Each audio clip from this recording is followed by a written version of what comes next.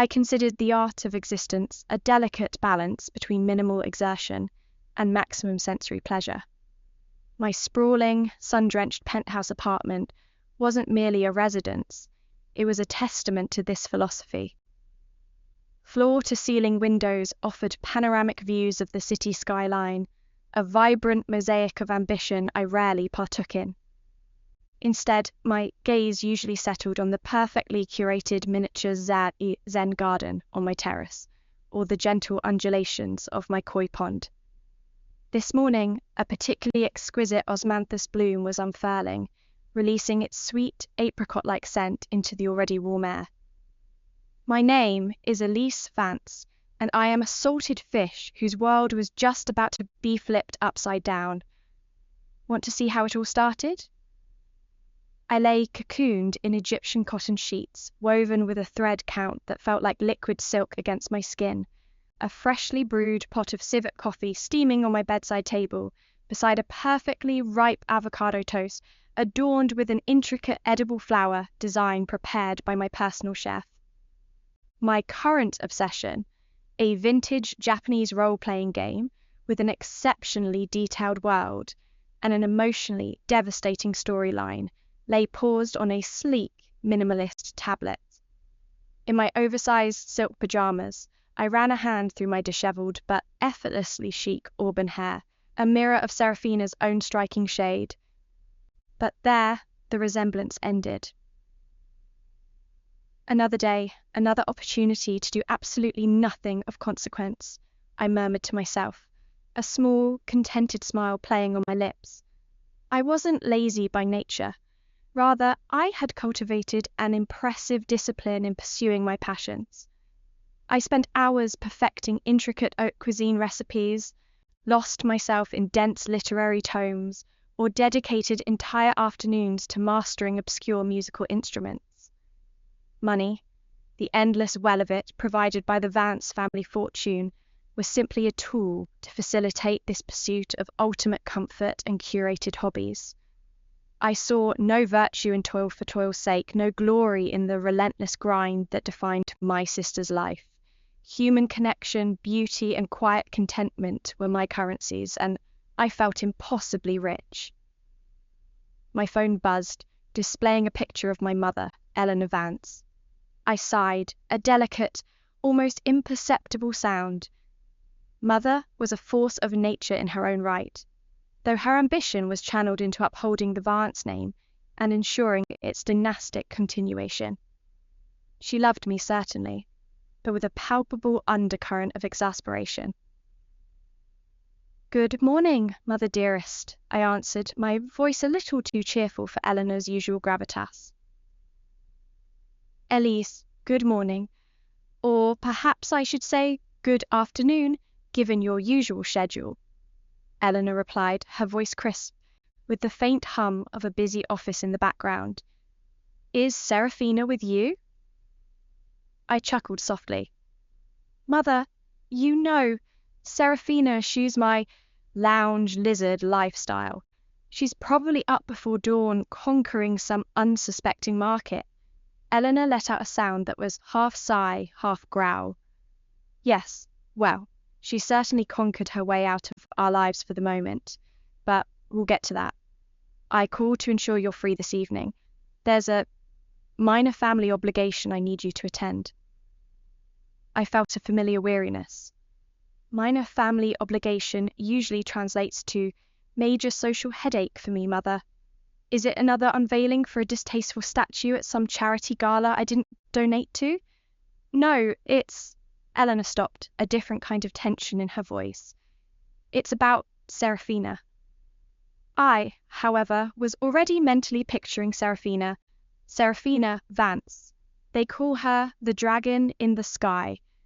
I sometimes imagine my sister as a creature of pure, unadulterated ambition, soaring through the corporate stratosphere, breathing fire on spreadsheets and quarterly reports. Serafina, the CEO of Vance Corporation, one of the wealthiest and most influential conglomerates in the nation, was a legend in her own right. She had transformed the already prosperous family business into an unstoppable global force, her reputation in the financial world a potent mix of reverence and terror. She was cold, ruthless, and possessed a preternatural ability to identify and exploit every weakness in a competitor. Her office, I knew, was a minimalist shrine to power-stark lines, polished chrome, and panoramic views designed to remind one of dominion. Our relationship was cordial but distant. Serafina often sent me lavish gifts, always practical and impossibly expensive noise-cancelling headphones for my meditations, artisanal tea sets for my ceremonies, ergonomic chairs for my strenuous gaming sessions. It was her way of showing affection, I suppose, through the lens of material comfort. Serafina, in turn, viewed me as a charming, if utterly useless ornament. A lovely house-plant, perhaps, that needed occasional watering and a lot of sunshine, but certainly never any real work. Serafina's life was a ceaseless ballet of board meetings, hostile takeovers, and international negotiations. She thrived on it, driven by an unyielding desire for control and expansion. I often wondered if Serafina ever truly rested, or if her mind simply shifted from market analysis to strategic planning even in her sleep. Serafina's corporate decisions were legendary for their cold, almost inhuman logic. Employee morale reports were data points. Emotional appeals were weaknesses. The Vance Corporation thrived under her iron fist, but I sometimes caught glimpses of the toll it took.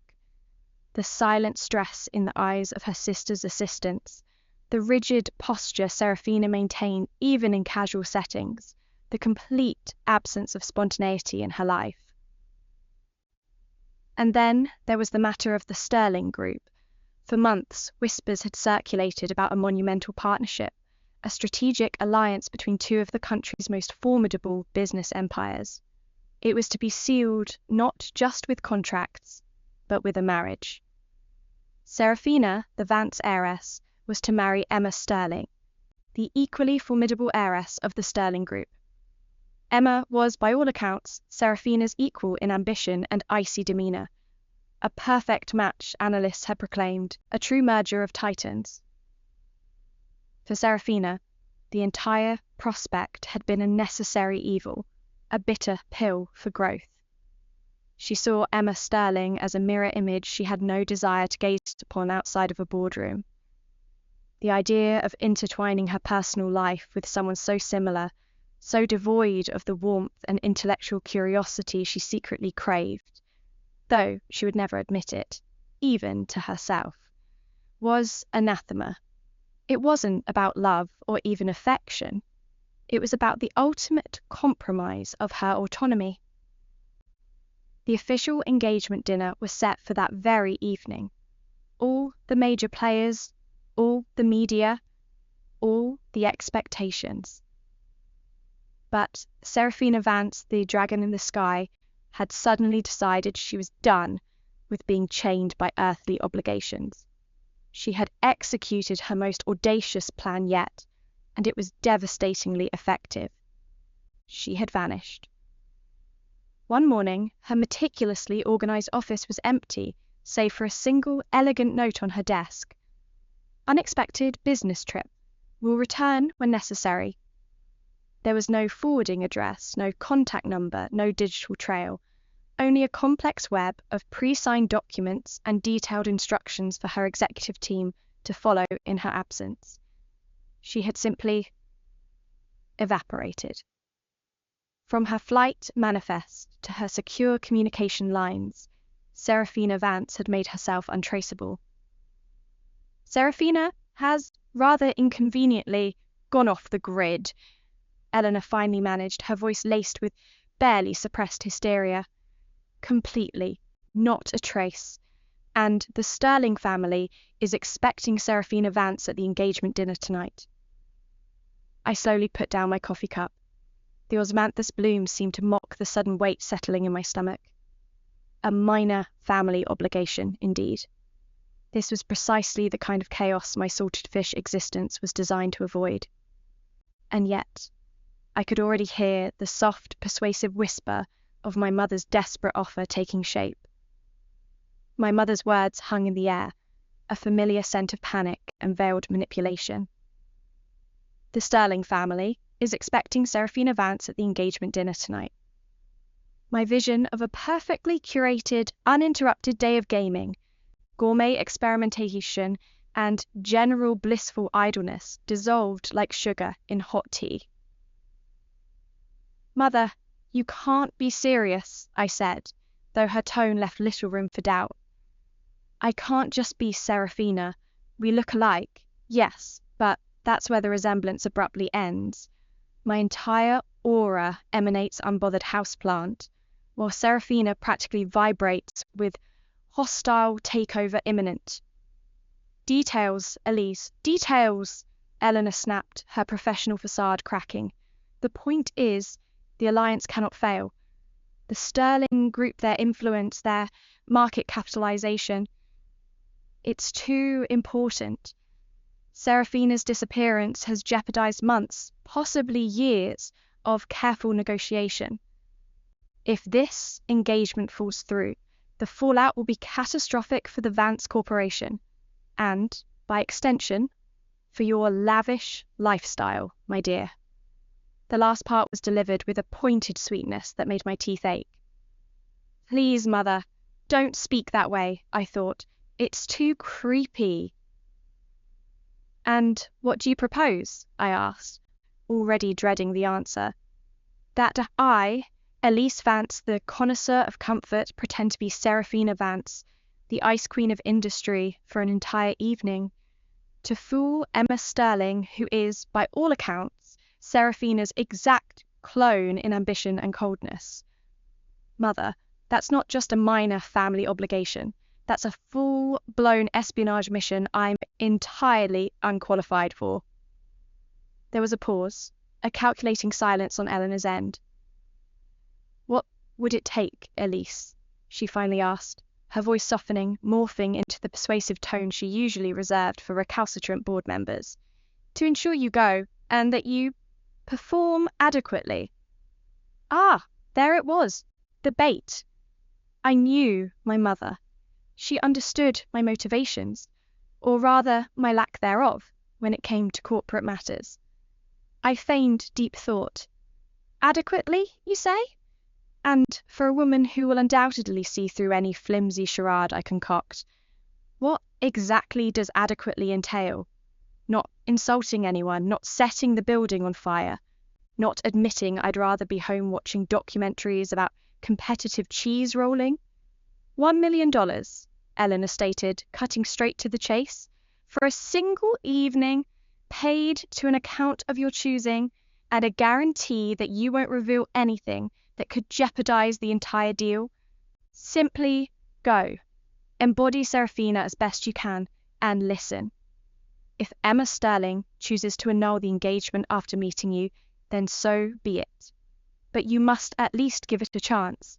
For the Vance name, for your sister, for your future." $1 million? One evening. To act like someone I emphatically wasn't, for someone who was her antithesis, to secure an alliance I cared nothing about. My eyes drifted to a particularly rare orchid blooming in my indoor garden, an acquisition I'd been considering. The initial investment alone, the amount of pillows I can buy. "All right, Mother," I finally said, a mischievous glint forming in my mind's eye. "You have a deal. $1 million to my offshore account, and I will attend this engagement dinner. I will even ensure I don't set anything on fire. But adequate impression, you say? I guarantee I will make an impression. Just maybe not the one Serafina would." Eleanor, relieved, rushed through a series of instructions. The location: a ridiculously opulent Michelin-starred restaurant with more gold leaf than sense. The time: a brief on Emma Sterling's background: more ruthless, more driven, less sleep, etc., etc. Basically, Serafina rebooted, and a warning not to stray from the pre-approved talking points. I nodded along. already plotting. My plan was simple: be so utterly, undeniably not Serafina that this Emma Sterling would take one look at me and run screaming for the hills. I would be rude, uninterested, and probably launch into a lengthy, passionate monologue about the social implications of artisan sourdough bread. The engagement would be off, I'd get my million, and my blissful life would continue, unburdened by corporate entanglements. It seemed like a foolproof plan. That evening, I arrived at the Gilded Cage, as I'd mentally renamed the restaurant. I couldn't pronounce the real name anyways. The valet, expecting Serafina's sleek customizer's armoured limousine, looked momentarily flustered by my vintage, perfectly restored cherry red convertible. I wore one of Serafina's gowns, a sleek, obsidian column that felt less like clothing and more like a constraint for her from burying another competitor. My hair was pulled back in a severe, elegant bun, and makeup had been applied by a professional who specialized in making people look intimidatingly competent. I almost didn't recognize myself in the antique mirror near the entrance. I looked like a dark, elegant sculpture utterly devoid of warmth. Perfect for my mission. I gave the hostess my name, Vance, for the Sterling engagement. She led me to a private, dimly lit alcove, hushed and heavy with the scent of expensive food and hushed expectations. My heart thrummed with a strange mix of apprehension and perverse excitement. This was going to be good. But when I reached the table, it wasn't Emma Sterling waiting for me. Instead, a young woman with a cascade of warm chestnut curls framing a friendly, open face looked up startled. She was dressed impeccably, but not in the severe power suit way I'd pictured Emma. Her dress was a soft emerald green, tastefully cut, and she had a slightly flustered, apologetic air about her. Her eyes, a striking hazel, widened slightly when she saw me. She seemed less like a dragon and more like a particularly charming woodland creature who had accidentally wandered into a formal garden party. "Oh, you must be Serafina," she said, her voice a soft melody, a stark contrast to the usual clipped tones of the corporate elite. "I am so sorry Emma couldn't make it. Last-minute crisis, you know how it is." She sends her sincerest apologies. "I'm Lisa Chen. I'm one of Emma's oldest friends. She asked me to come, explain, and, well, hope you weren't too put out." She gestured vaguely at the empty chair opposite her. My carefully constructed facade, my meticulously planned sabotage crumbled into dust. This wasn't an icy heiress I needed to ward off. This was Lisa Chen. Cute Lisa Chen, with her sympathetic eyes and disarming smile. What had I done? My inner saboteur shrieked, but her voice was quickly drowned out by a far more immediate and pleasant recognition. I sank into the chair, the rigid posture of Serafina dissolving into my more natural languid slump. "Put out? No, not at all, Lisa. Completely understandable. Last-minute corporate crises are, I'm sure, terribly inconvenient." My voice came out less like Serafina's measured pronouncements and more like my own slightly sardonic murmur. "And please, call me Elise." Lisa blinked, a faint furrow appearing between her brows. "Elise? Oh, I was told—" "A long story," I interrupted with a dismissive wave, "and definitely not one for an engagement dinner gone awry. So, Emma, she's really not coming?" I felt a strange mix of relief and genuine curiosity. Lisa shook her head. "No, I mean, she really wanted to, but something came up at the last second. Merger talks went sideways, I think. She's always so swamped." She sighed, a genuine, commiserating sound. "Honestly, I feel a bit like a glorified messenger. I'm not exactly her corporate stand-in, more like her designated human shield for awkward social situations." A small, self-deprecating laugh escaped her. I found myself laughing too, a genuine, unforced sound that felt foreign emerging from Serafina's severe dress. A human shield in a Michelin-starred restaurant? I think that might be the most extravagant deployment of someone I've ever heard of. Lisa's smile widened. Right, I told her I'd rather be home in my sweatpants, binging that new historical drama. But you know, Emma, duty calls. Strategic relationships, reputation management. She rolled her eyes playfully. And just like that, the pretense evaporated entirely. Here was someone who got it. Someone who understood the absurdity of corporate life, who valued comfort over pomp, and who clearly possessed a wicked, understated sense of humor. The conversation flowed effortlessly. We discussed the egregious pricing of certain luxury items, the subtle art of selecting the perfect artisanal cheese, the surprisingly complex lore of various fantasy novels, and the profound satisfaction of a perfectly organized pantry.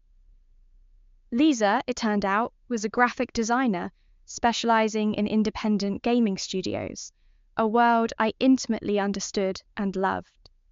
She spoke with a vibrant enthusiasm that was infectious, her hazel eyes sparkling with intelligence and warmth.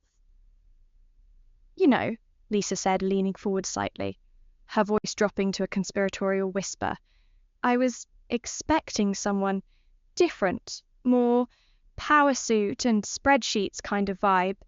Emma said you were practically interchangeable with her. I grinned. Oh, Emma definitely has a type, and I am emphatically not it. Serafina, on the other hand, she's all power suit and spreadsheets. I'm more vintage silk pie jams and endless bowls of ramen. Lisa giggled, a delightful, unrestrained sound. I like your vibe better, Elise Vance.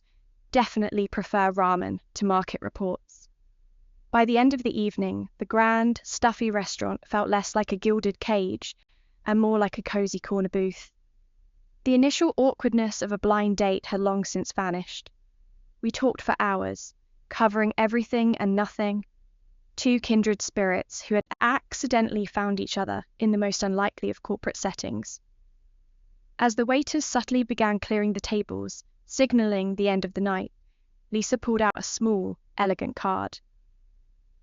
Look, I know this is incredibly unprofessional, considering who I'm supposed to be representing and who you're supposed to be, she said, her cheeks flushed with a charming blush. But I really enjoyed tonight. I had a really, really good time, Elise. If you ever wanted to continue this conversation, maybe over some actual ramen and that competitive cheese rolling documentary you mentioned, this is my number. And my personal email. My heart, which usually preferred a steady, contented rhythm, did a little flip. Lisa Chen, I said, taking the card, the paper warm from her hand. I would absolutely love that, more than you know. Walking out of the restaurant, the cool night air felt exhilarating. My $1 million suddenly seemed far less important than the genuine, unexpected connection I'd made. My plan to sabotage the date had failed spectacularly, but in its failure I had discovered something far more valuable. Perhaps my salted fish life was about to get a little less salted and a lot more sparkling. The scent of blooming jasmine from my terrace mingled with the lingering memory of Lisa's laughter the next morning. My phone, usually a silent sentinel, vibrated with an insistent urgency. I knew it was Mother. I also knew this wasn't going to be a simple, did you get the million check-in? I'd spent the night replaying my date with Lisa, a soft smile curving my lips. Her genuine amusement, the way her eyes crinkled when she laughed, the unexpected depth of her insights into obscure graphic novel storylines. It was also refreshing, a real connection, forged in the most unlikely of furnaces. The $1 million, now safely deposited in an offshore account, felt almost like an afterthought. That, in itself, was a revelation. I trust your evening was fruitful? Mother's voice was clipped sharper than usual, devoid of her previous panic. Fruitful for my soul, mother, yes, I responded, a teasing note in my voice. The renowned Emma Sterling, Sally, never materialized. Instead, I met her delightful friend Lisa. We discovered a shared aversion to overpriced fusion cuisine and a mutual appreciation for the nuanced storytelling of 90s JRPGs. So, no engagement unless you count my burgeoning respect for indie game designers. There was a pregnant pause. I braced myself for the inevitable tirade about my failed mission. Instead, Eleanor surprised me. The Sterling alliance is secondary now, Elise. My brow furrowed. Secondary?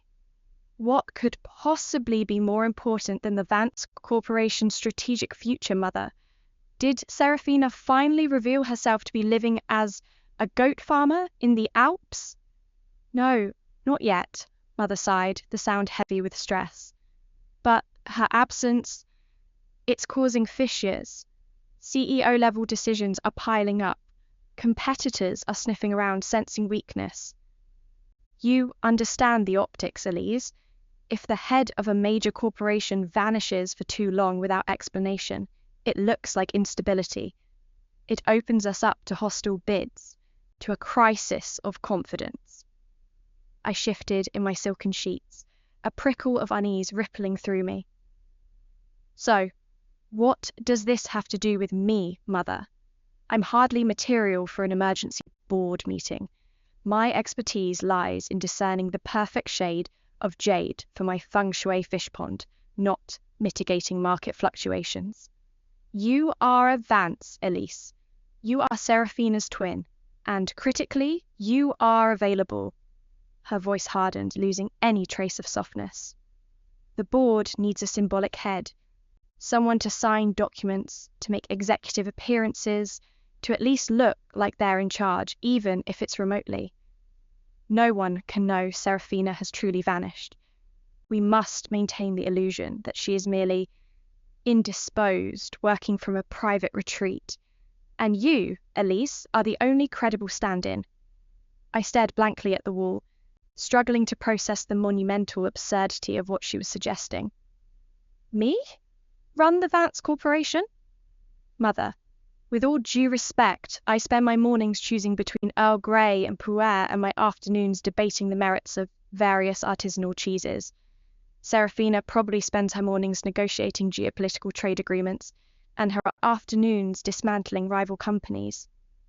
Exactly, she exclaimed, a triumphant note returning to her voice. And no one would suspect you.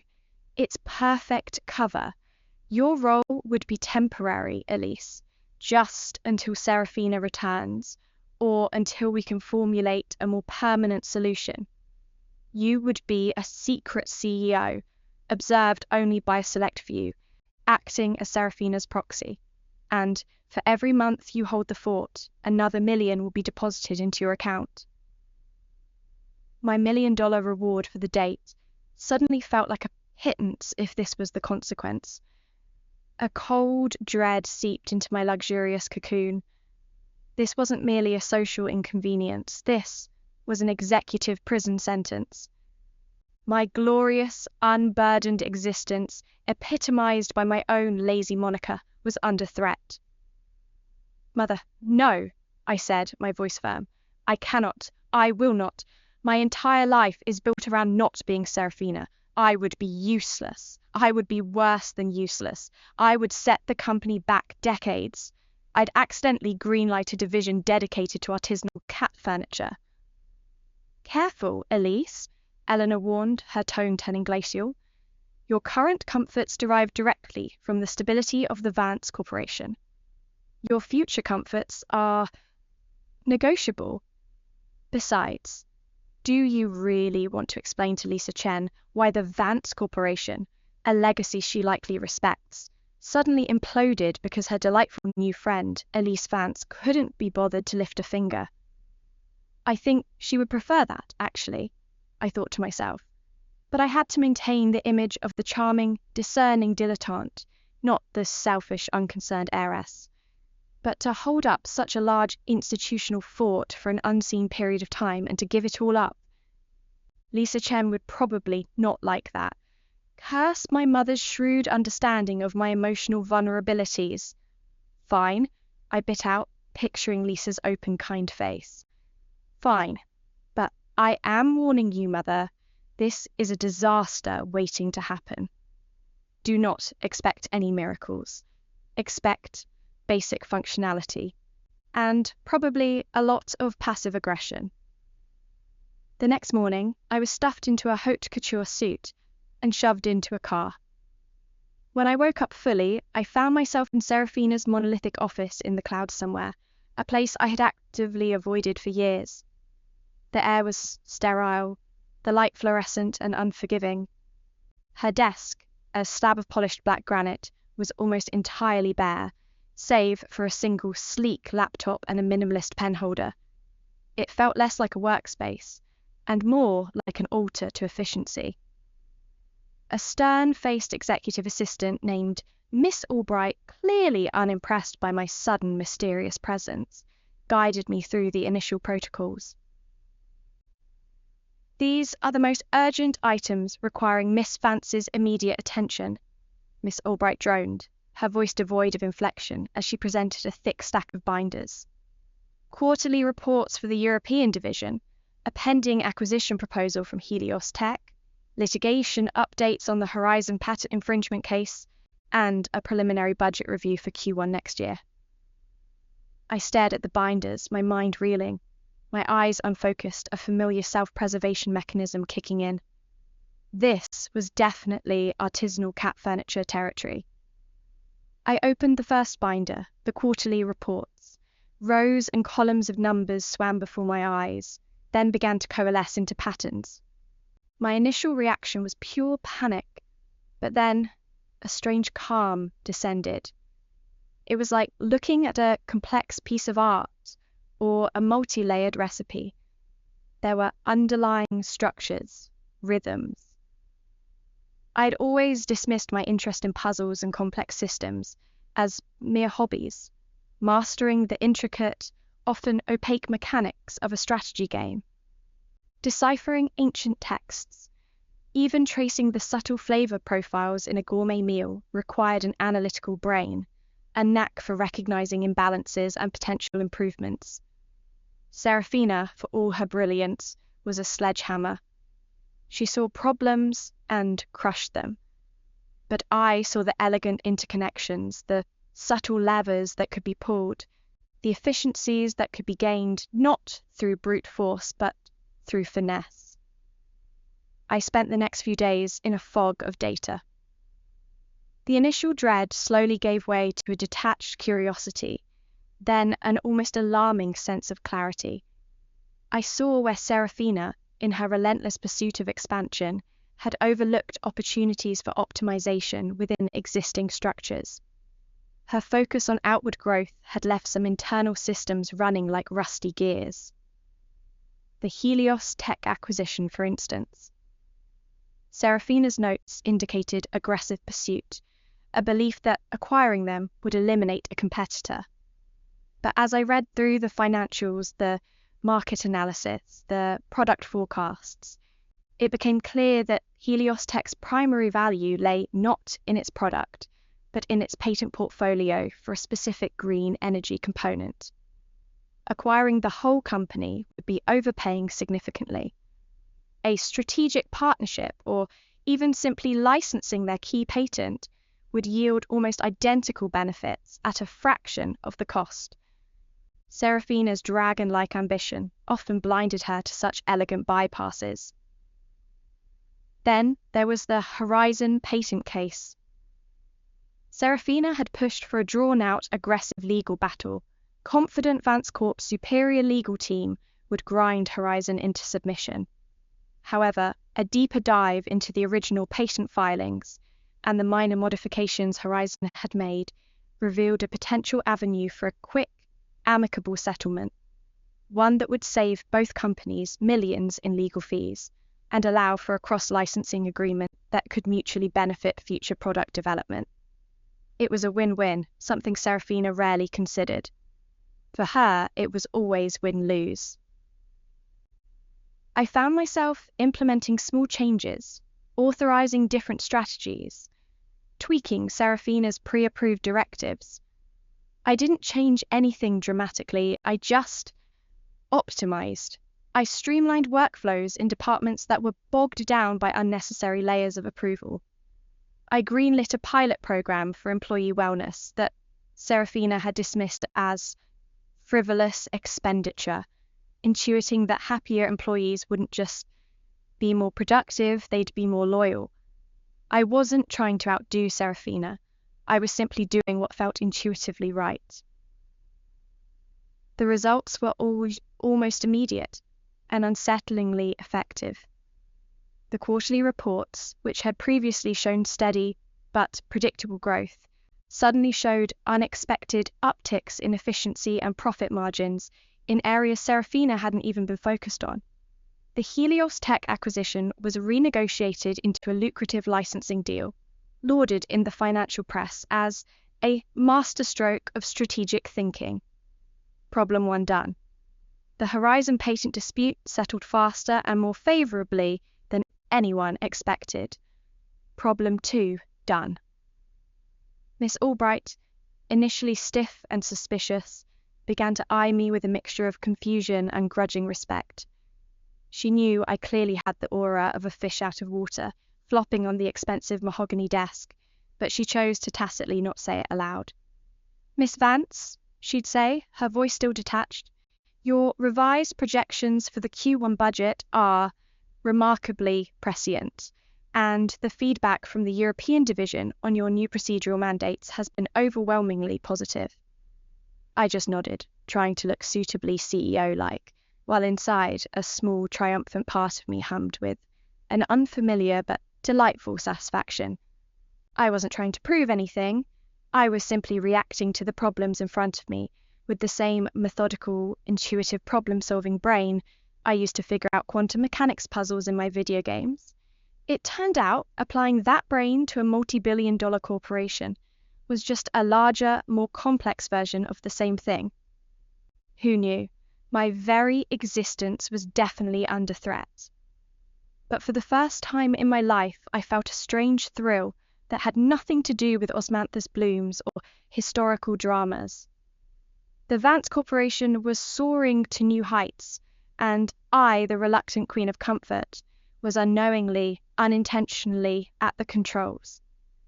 And all the while, my thoughts often drifted to Lisa, to our next ramen date, a warm, grounding presence in this bewildering new chapter of my life. My double life blossomed with an absurd, almost comedic rhythm. By day, I was the clandestine mastermind of the Vance Corporation, hidden behind Serafina's austere desk, quietly steering a multinational empire to ever greater prosperity.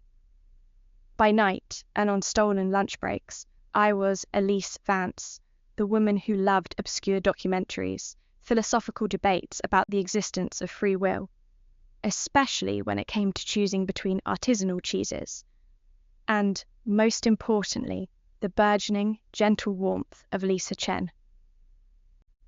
Our second date, true to Lisa's promise, involved ramen. Not the kind Serafina would tolerate, which would undoubtedly be some minimalist, deconstructed broth served in a laboratory-like setting, but a bustling, slightly boisterous noodle bar with steam fogging the windows and the rich, savoury scent of pork belly and scallions filling the air. Lisa, sir, sans her refined blind date attire, was even more charming in a comfortable sweater and jeans, her hazel eyes sparkling with genuine delight as she navigated her chopsticks. "This is infinitely better than—" "Oh, what did you call it? Yes, better than The Gilded Cage," she declared, slurping a noodle with gusto. "Though the company was excellent that night, of course." She winked, and my heart did its weird little flip again. "I agree completely," I said, feeling lighter, freer than I had in weeks. "Pretension is exhausting. Authenticity, on the other hand, is surprisingly delicious." Our conversations, away from the corporate pretense, deepened. We talked about our families, our dreams, our anxieties.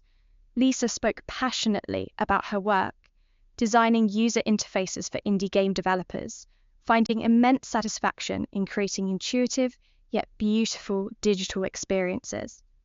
She understood my love for games, not as a childish pastime, but as a complex art form.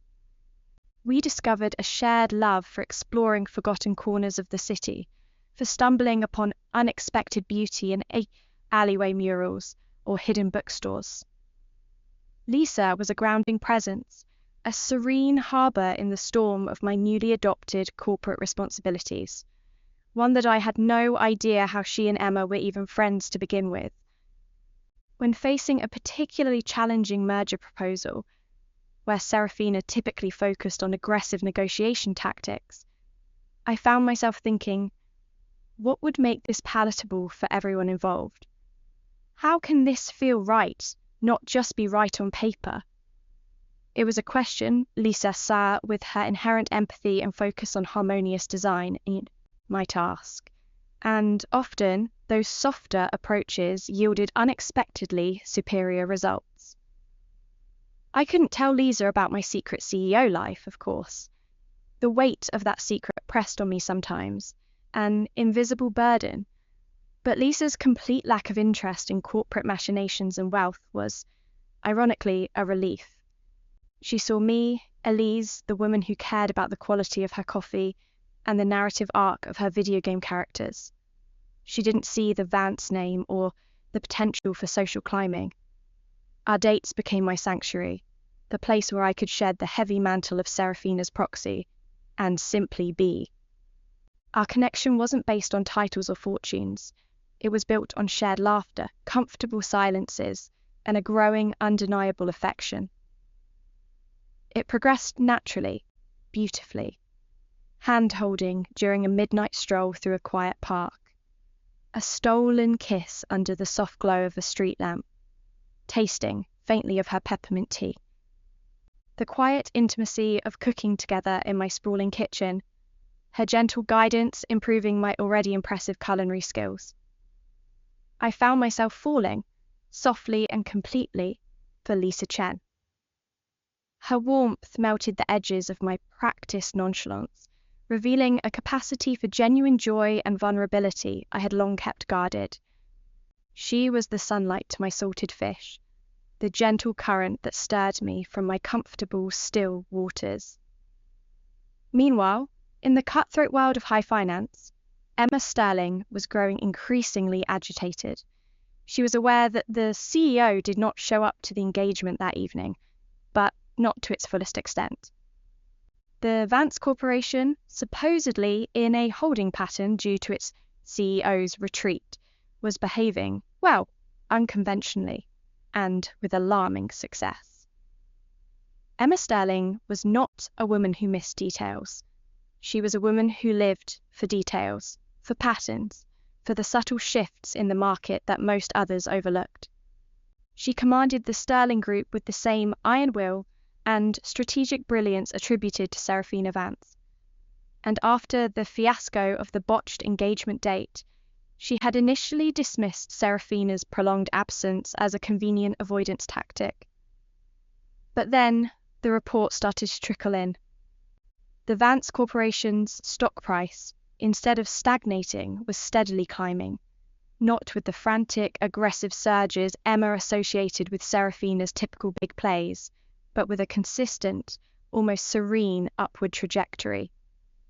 Internal efficiency reports, usually confidential, began leaking snippets of astonishing improvements in operational costs and employee satisfaction aspects. Serafina famously neglected.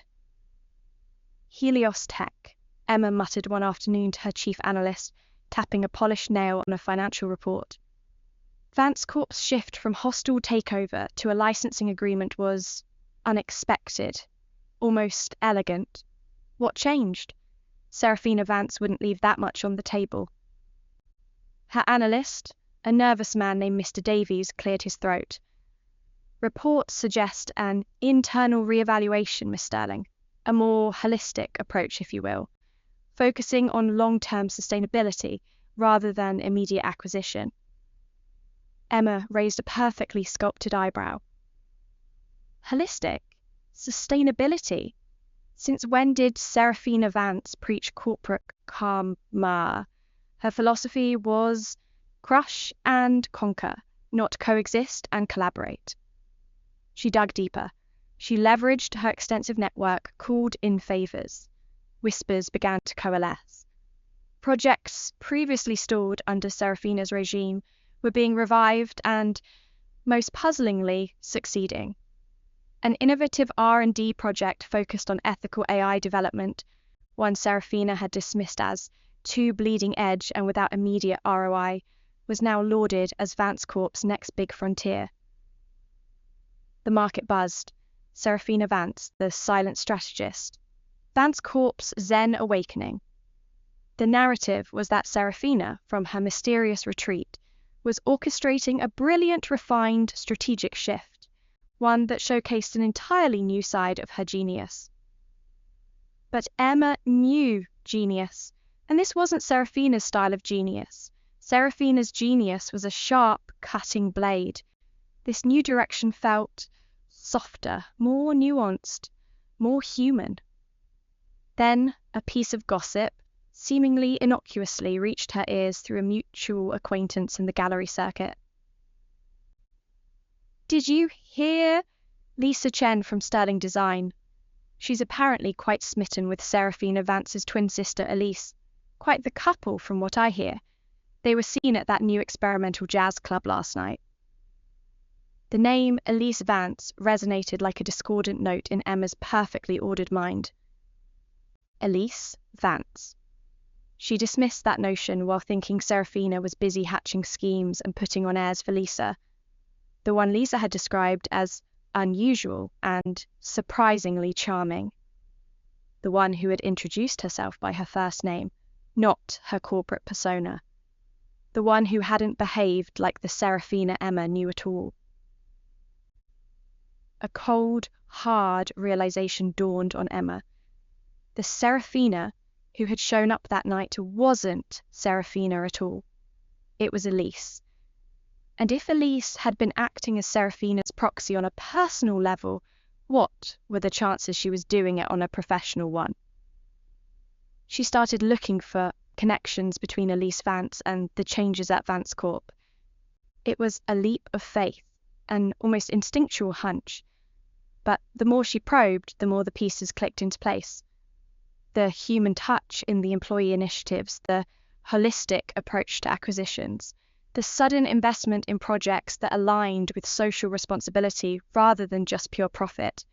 These were not Serafina's fingerprints. They were Elise's, the sister everyone dismissed as a pampered dilettante.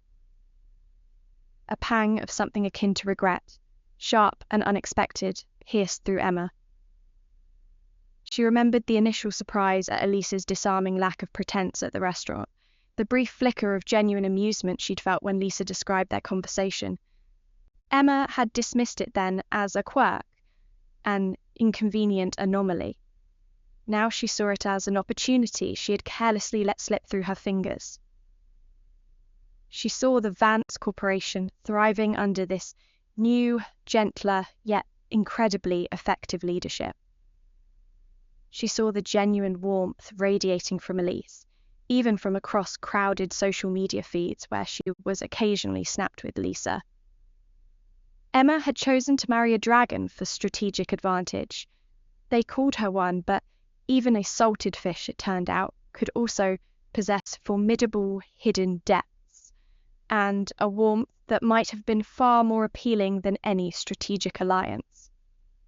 I, Elise Vance, the one at the center of this storm, was completely unaware of it.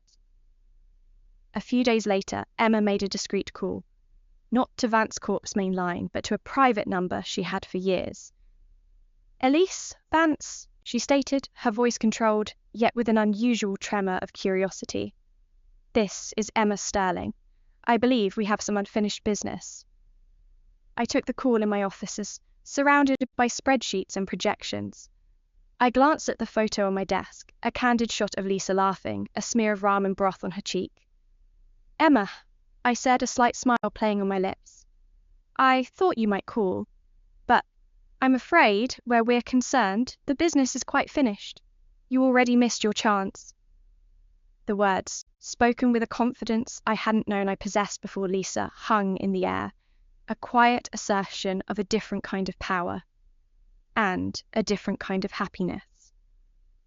The phone call with Emma Sterling left a peculiar aftertaste, like a perfectly brewed, slightly bitter herbal tea. It wasn't unpleasant, but it highlighted a contrast I hadn't fully appreciated until now.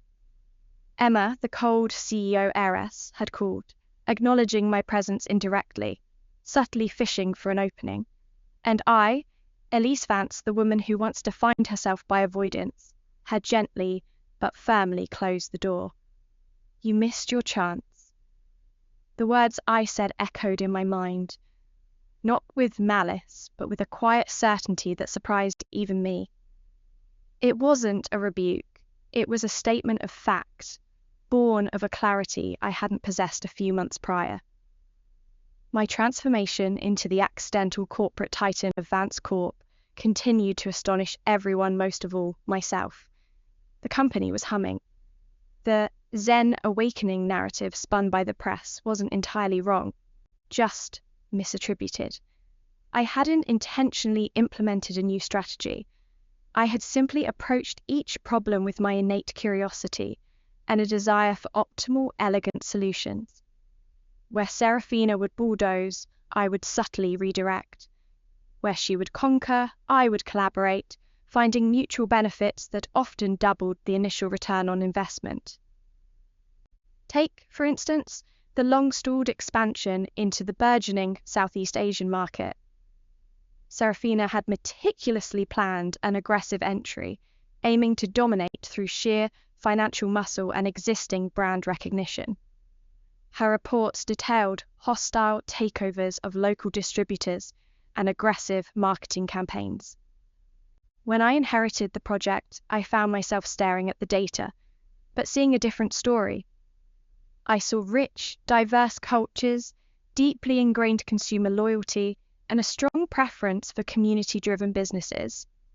Serafina's plan looked less like domination and more like cultural annihilation. Instead, I shifted tactics. Leveraging my love for cultural immersion, a side effect of my travel-heavy leisure time, I initiated partnerships with reputable local businesses, offering them Vance Corp's resources and global outreach in exchange for their invaluable local knowledge and distribution networks. We invested in community development projects, tailored our products to local tastes, and hired local leadership to guide our expansion. It was slower, more nuanced, and infinitely more respectful. And the results? Our market penetration rate skyrocketed, our brand loyalty metrics became the envy of the industry, and the financial returns were projected to eventually surpass Serafina's initial aggressive estimates by a staggering margin, all with significantly less initial capital expenditure. My mother was ecstatic. "Elise," she'd said during one of our increasingly frequent, though still secret, calls, "the board is considering a permanent restructuring of the Southeast Asian division based on your highly unconventional, yet undeniably successful methods. They're calling it the Vance model of global engagement. So it's quite brilliant." "Shapes," I'd simply hummed noncommittally. Brilliant for whom, exactly? I was still just trying to figure out how to make things work without causing undue stress or unnecessary problems. It turned out that salted fish philosophy of minimal friction applied surprisingly well to multinational corporations. But if my professional life was a whirlwind of unexpected success, my personal life with Lisa was the calm, steady anchor. Our relationship deepened with each passing day. We spent weekends exploring hiking trails outside the city, our hands intertwined as we navigated winding paths.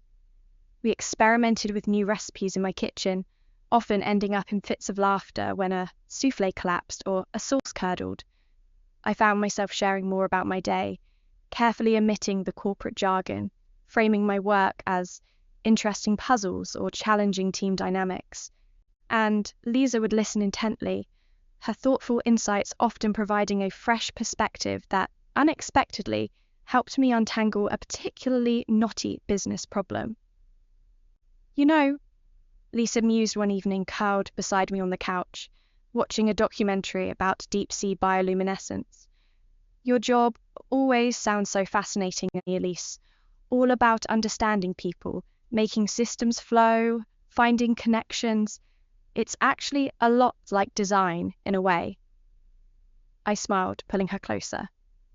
"Perhaps it is," I whispered, pressing a kiss to her soft curls. It was more than like design.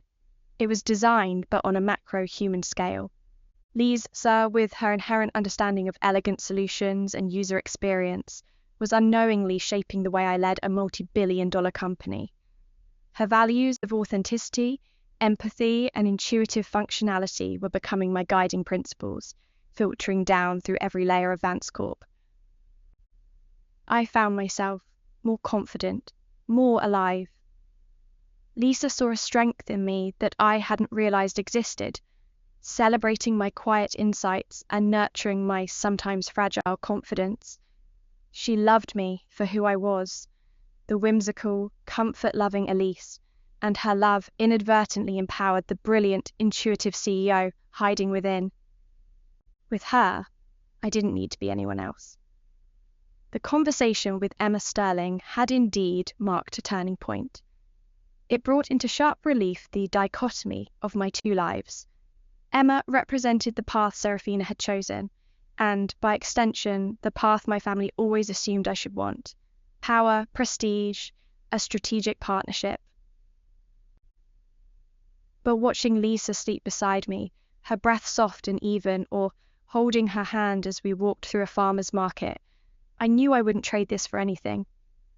The world Emma inhabited, cold and calculating, suddenly felt small and empty in comparison to the vast, vibrant universe Lisa had opened up for me.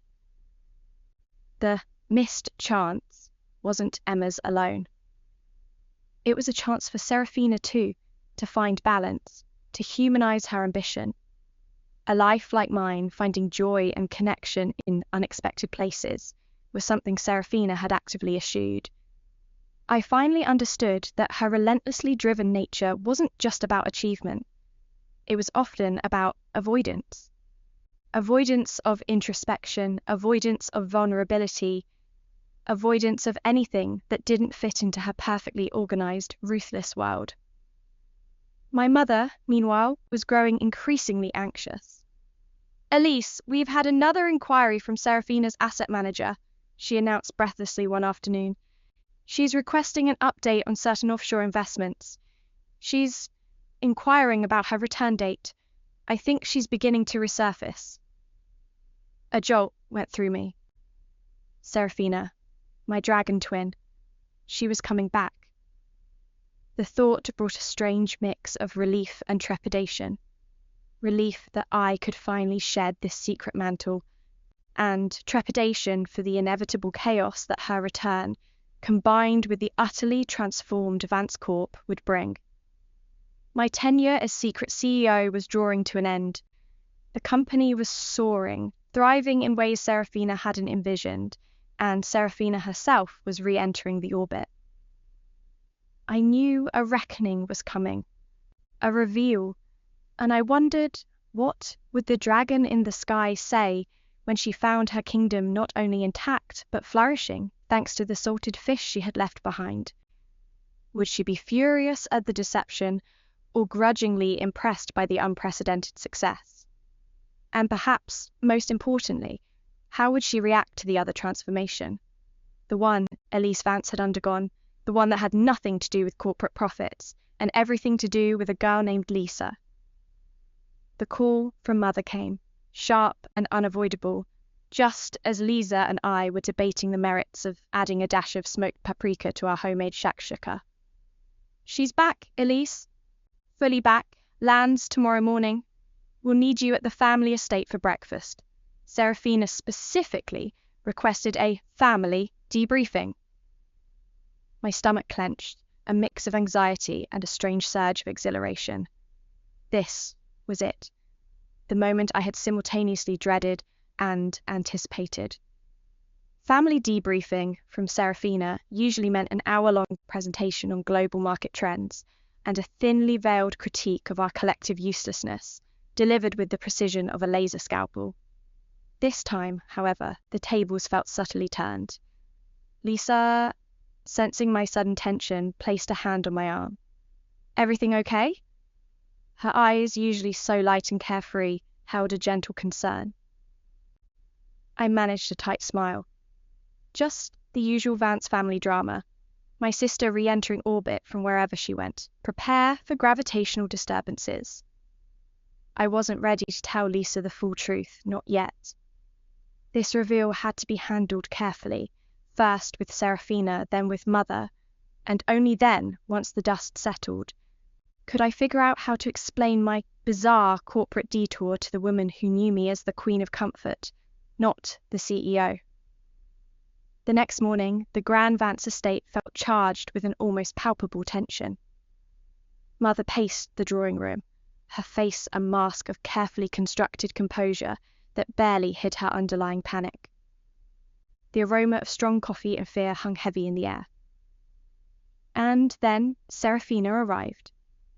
She walked in like a force of nature, radiating an aura of crisp efficiency and undeniable power. Her posture was ramrod straight, her expensive travel suit, undoubtedly tailored to perfection even after a transatlantic flight, uncreased.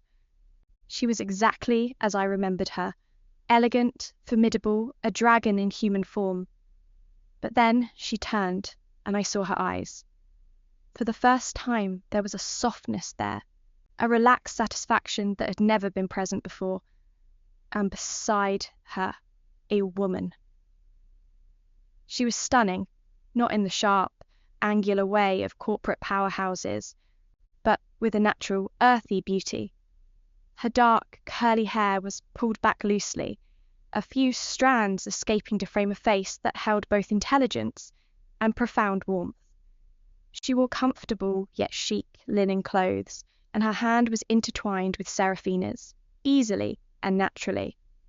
This woman was no Emma Sterling.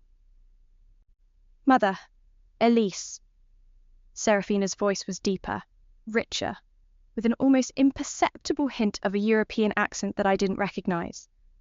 "I trust you've managed to keep the company from imploding in my absence." There was a playful glint in her eye, a hint of genuine humor that had never accompanied such a statement before. Mother, ever the diplomat, rushed forward. "Serafina, darling, welcome back. We managed." She shot me a warning glance that perfectly conveyed, "Don't you dare say a word, Elise." "I'm a houseplant," I shot back silently. "I cannot speak." Serafina smiled, a genuine, dazzling smile that completely transformed her face. "And this," she said, turning to the woman beside her, "is my wife, Anya Petrova." Anya smiled, a truly radiant smile that seemed to light up the room. "Please, just Anya. It's a pleasure to finally meet Serafina's family. She speaks of you both often, mostly with bewildered affection, Elise." She chuckled, and I found myself chuckling back. Not the kind of amused chuckle, the one of pure disbelief. This was unexpected, completely and utterly unexpected. My dragon twin, married, and to someone so warm? "Wife," Mother practically squeaked, her carefully composed facade finally shattering. "But the Sterling alliance—" Serafina raised a hand, silencing her. "The Sterling alliance became unnecessary. Anya here understands that true value lies beyond mere market share." She squeezed Anya's hand, and the look they exchanged was so tender, so openly loving, that I felt a pang of genuine happiness for my sister, and, perhaps, a touch of envy for the frankness of their affection, something I still guarded with Lisa. The atmosphere around the breakfast table shifted from strained family drama to a surprisingly convivial reunion.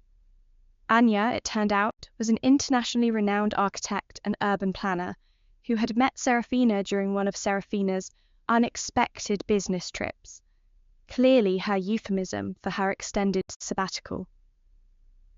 Anya spoke passionately about sustainable design, about creating spaces that fostered human connection and well-being.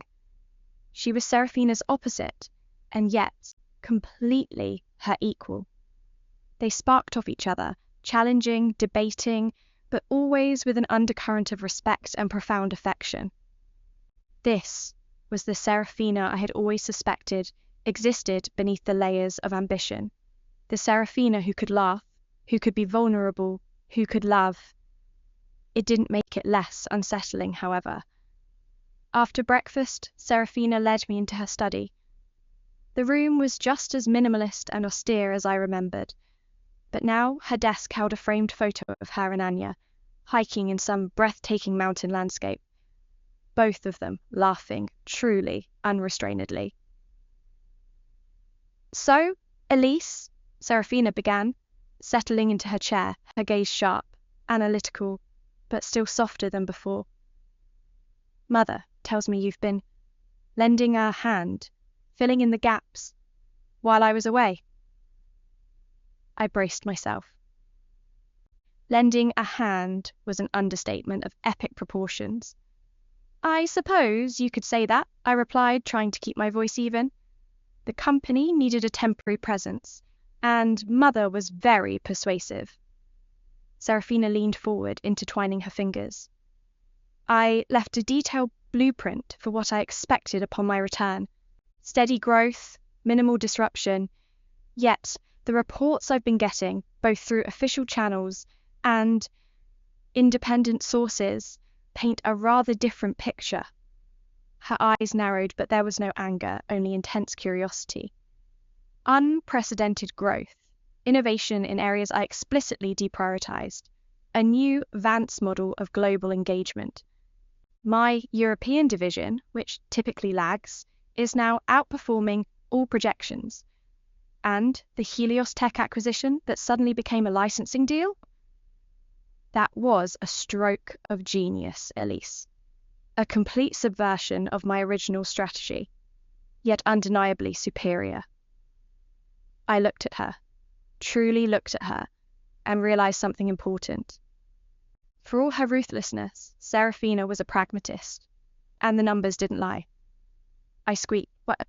I just saw different ways of doing things, Serafina. Ways that felt more efficient, more humane. Where you saw competition, I saw potential collaboration. Where you saw data points, I saw systems that could be optimized to benefit everyone, not just the bottom line." A slow smile spread across Serafina's face. A genuine smile this time, not a corporate display. "Systems that could be optimized, benefit everyone." She chuckled, a surprising, warm sound. "It seems my salted fish sister has been fishing in deeper waters than I ever imagined." Mother's desperation and her $1 million bribe seemed to have unearthed a genius. A formidable one at that. She rose, walking to the panoramic window, gazing out at the cityscape she had so ferociously conquered. "I often believed that my ambition was singular, Elise, that my drive was unique. But it seems we both have stubbornness in our blood. My stubbornness led me away, seeking a different kind of life. To Anya. And your stubbornness, your refusal to conform to any expectation, led you to build a better version of the empire I left behind." She turned back to me, her gaze piercing. "I am not blind, Elise, and I am not so arrogant as to ignore undeniable success simply because it was not my own design. You haven't just kept the company from imploding. You've taken it to heights I was too focused on brute forcing to ever truly envision. Your contributions are invaluable. You've taught me in my absence that there's more than one way to be a dragon." My throat felt tight. This was it. recognition, not just of my work, but of me. When I left, Serafina continued, her voice softer, I left a note. It said, "Will return when necessary." It seems I returned when it was necessary to recognize a different kind of strength, a strength I overlooked in my own family, in my own twin. She walked over to her desk, opened a hidden compartment, and pulled out a heavy, leather-bound folder. This isn't just about thanks, Elise. It's about securing the future, recognizing true merit, and I certainly won't let another Vance talent go unrewarded just because they prefer ramen to board meetings. She pushed the folder across the desk towards me. I opened it, my eyes widening. Inside were certificates, legal documents, shares, a substantial life-altering portion of the Vance Corporation, enough to solidify not just my comfort, but my power, my voice, my intrinsic value within the family and the company. My first act back as CEO, Serafina said, a mischievous glint in her eyes, will be to formally recognize you, not as a temporary proxy, but as a permanent, invaluable asset. A co-pilot on this dragon's journey, perhaps, or, given your preferences, perhaps a master architect of this new, evolving landscape. What say you, Elise Vance? Will the salted fish finally claim her rightful place in the sky?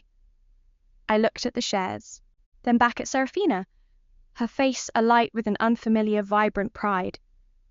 My mind, however, immediately went to Lisa, to her warmth, her understanding, her quiet encouragement. The salted fish had launched into a new pool, not because she was forced to, but because she had found her own kind of fire. And now she had a choice to embrace her own power on her own terms with the woman she loved by her side. I began, picking up the documents, a genuine, joyful smile spreading across my face. The sky just got a whole lot more interesting, Serafina. The heavy leather folder, now closed, lay on Serafina's polished desk between us. The sheer weight of the shares it represented was almost physical, a tangible symbol of not just wealth, but power, and, more importantly to me, recognition. Serafina's gaze, expectant and genuinely curious, waited for my answer. It's interesting, yes, but my kind of interesting might still involve a very comfortable chair and a strategically placed gourmet snack selection. Serafina laughed, a full, open sound that still felt alien coming from her. I wouldn't expect anything less, Elise. You've proven that comfort isn't necessarily antithetical to profitability. In fact, you've accidentally made a compelling business case for it. She leaned back, a thoughtful expression on her face. So, what will it be? Co-CEO, Chief Innovation Officer, Empress of all things delightful and surprisingly lucrative? I considered it, tapping my finger on the folder. I think, to start, I'd like to be Head of Strategic Evolution and Employee Wellness. A new department. I saw Serafina's eyebrow twitch, a familiar sign of her analytical brain whirring. I'll integrate my methodologies for identifying overlooked opportunities, both internal and external, while also focusing on fostering a workplace culture that actually encourages, rather than drains, its talent. Think of it as applying my salted fish principles to the corporate ecosystem.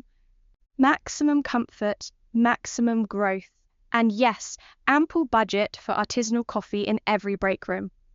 Serafina nodded slowly, a glint of genuine admiration in her eyes. Strategic, evolution, and employee wellness. It's audacious. It's Vance. Not my Vance, perhaps, but a new, equally formidable Vance. Done. We'll announce it in next quarter's report, with your name prominently featured, of course. No more secret CEO, no more shadows. A wave of relief washed over me. No more hiding, no more double life. Well, one less double life, at least. And you, Serafina? What does the dragon in the sky do when her kingdom is surprisingly thriving without her iron fist. Her gaze softened, drifting towards the framed photo of her and Anya.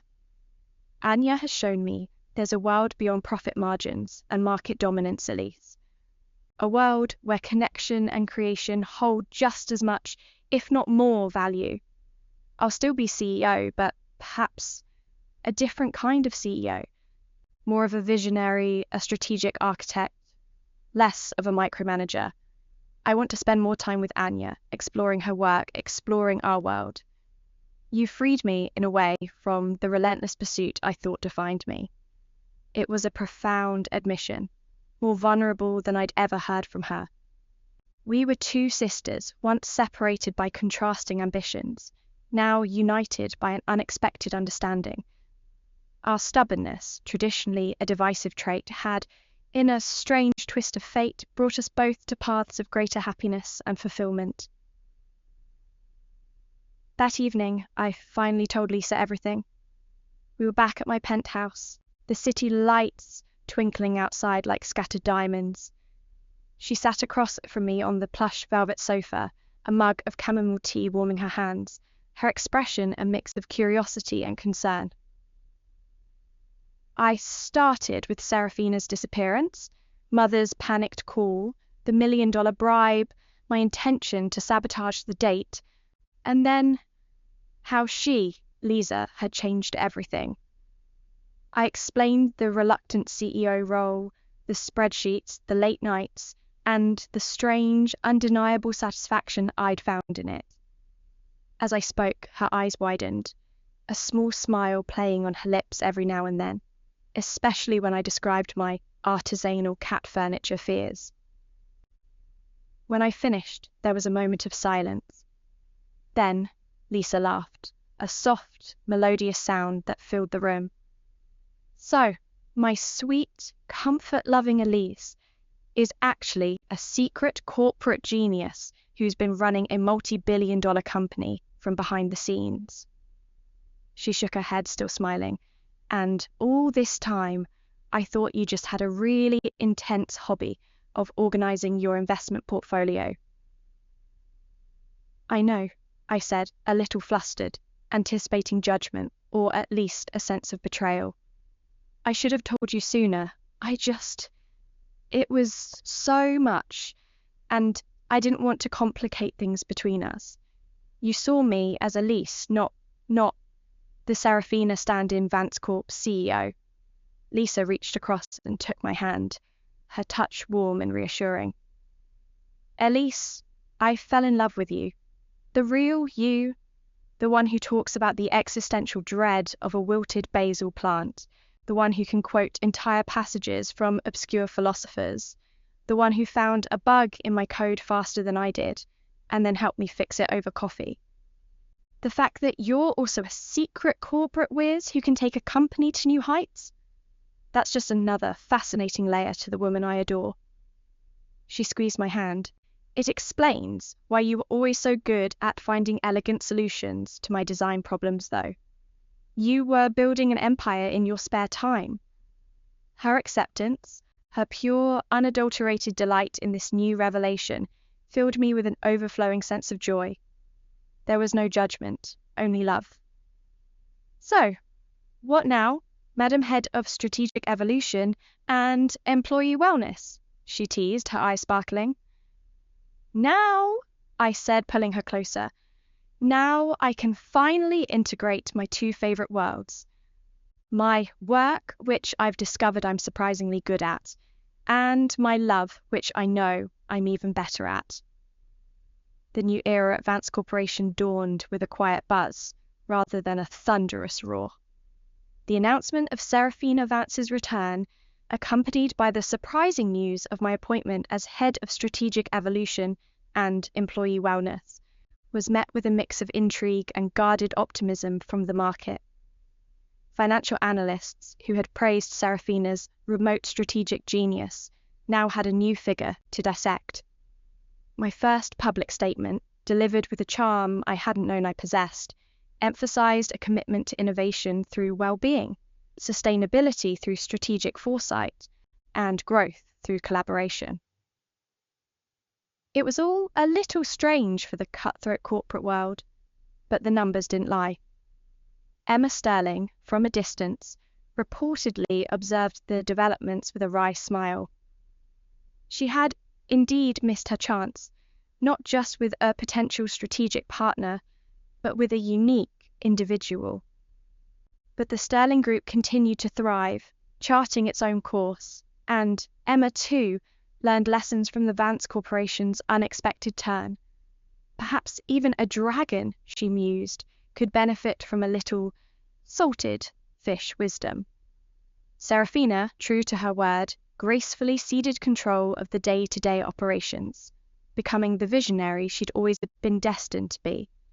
But now, with a human touch fueled by Anya's influence, they purchased a stunning, architecturally significant estate in the Tuscan countryside, where Anya designed sustainable living spaces and Serafina managed global portfolios, but with long, sun-drenched breaks spent hiking, cooking, and simply being together.